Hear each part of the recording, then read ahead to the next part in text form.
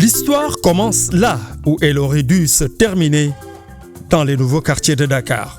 Nord Foire, Ouest Foire, Parcelles Assainies, Mixa, Rufisque, Toubab Dialaw.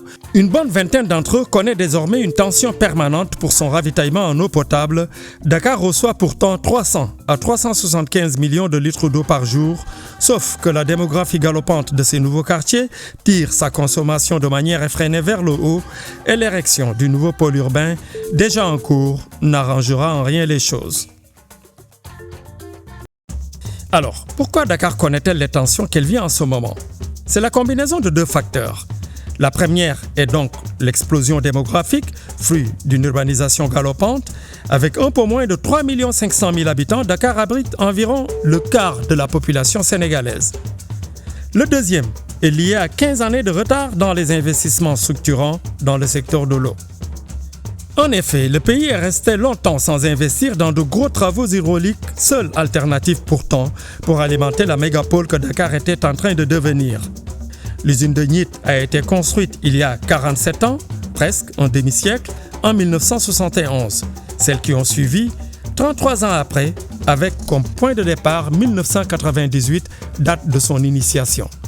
Grâce au programme sectoriel eau, 115 milliards ont été ainsi injectés pour lancer KMS 1 et KMS 2 en 2004 et en 2008, ce qui était loin de rattraper le déficit qui avait plutôt tendance à se creuser. Que fait donc le ministère de l'Hydraulique et de l'Assainissement et la nouvelle SONES, chargé par l'État, à travers la réforme du secteur de l'hydraulique en 1996, d'assurer les investissements au titre du patrimoine? Le gouvernement travaille dans deux directions. Dans l'urgence, pour résorber tout de suite le déficit constaté et faire boire Dakar et sa banlieue, et dans le moyen terme, pour investir dans des ouvrages structurants. Conséquence, à travers plusieurs programmes en cours de réalisation, même si on ne le sent pas toujours, Dakar a reçu exactement 381 486 000 litres d'eau par jour en 2018, contre seulement 294 982 000 en 2011, soit une hausse de 29%. Sauf que les enjeux sont ailleurs, car il faut atteindre 90 millions de litres d'eau par jour pour pouvoir offrir la marge de sécurité de plus de 20 millions de litres par jour et faire face à la progression vertigineuse que connaît la population de Dakar. Programme spécial de renforcement de l'alimentation en eau potable de Dakar, PSDAC, c'est le nom de ce programme en cours d'exécution depuis déjà plusieurs mois. Actuellement en phase terminale, il comprend plusieurs volets. 10 forages à Tasset, 2 réservoirs de stockage de 20 millions de litres à Thiès, une conduite de transport. Ces ouvrages injecteront donc près de 20 millions de litres par jour. 11 forages dans l'axe Bayar, Djander, Tchandem. Une conduite de refoulement de 40 km permettant d'obtenir une production additionnelle globale de 30 millions de litres jour. Enfin, 2 nouveaux forages seront destinés à la zone des Parcelles Assainies pour éliminer les contraintes de topographie. Mais pour sécuriser de façon durable la mégapole qui est en train de se mettre en place dans le triangle Dakar-Thiès-Mbour, il faut des investissements structurants et donc forcément plus lourds. Ils sont en cours. La 3e usine du lac de Guiers va bientôt être lancée. Ses conduites sont en train d'être opposées. Elle coûtera 274 milliards, sera mise en service dès 2020 et acheminera 200 millions de litres d'eau par jour. À ses côtés, une usine de dessalement sera construite au Mamel.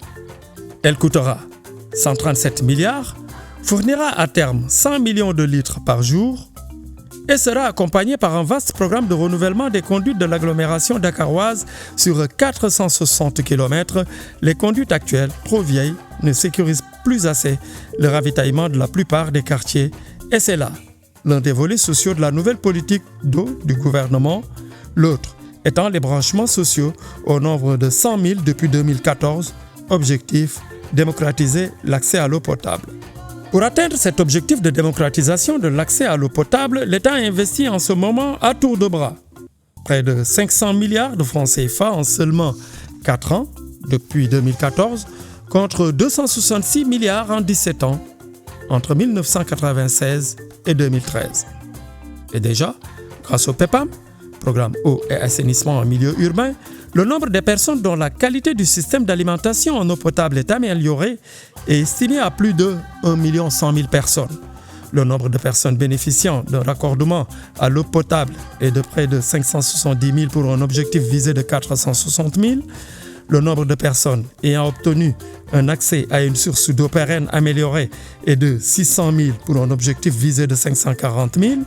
Une réduction des disparités entre Dakar et les villes de l'intérieur, symbole d'une société solidaire et ouverte, est sanctionnée par les Nations Unies avec l'atteinte des OMD. Le Sénégal est l'un des rares pays africains à les avoir atteints. Désormais, avec la planification stratégique, les ouvrages de KMS et le dessalement, le Sénégal a en ligne de mire les objectifs du développement durable à l'horizon 2030.